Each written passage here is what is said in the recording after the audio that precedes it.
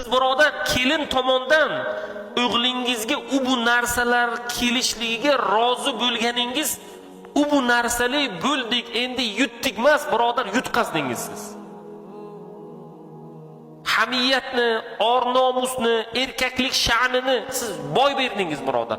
Buni qaytib tiklab bo'lmaydi. Shuning uchun birodar, Alloh taolo sizni o'zingizga yutuq bersin, sizni o'zingizga g'alaba bersin. Shunday oila rahbariki, birodar, qiz tomonidan bizga hech narsa kerak emas. Tamom. Hamma xarajatlarini, to'yini, valimasini, mahrini hammasini o'zimiz qilamiz. Qizlarini bersalar bo'ldi. Alloh taolo shunday oilalarga fazilat berdi. Mana yoshi kattalar turibdi.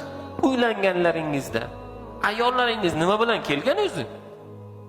Bitta ko'rpa, bitta yostiq, bu narsa bu narsalar bilan kelgan. Alloh taolo sizga hozirgi vaziyatda nimalar berdi, birodar? Siz o'ylaysizki, sizni o'g'lingizga bermaydimi? Kelin tarafdan olgan 4 ta matohingiz sizga kerakli bo'lib qoldi, birodar. Shuning uchun Alloh fazl bersin sizga.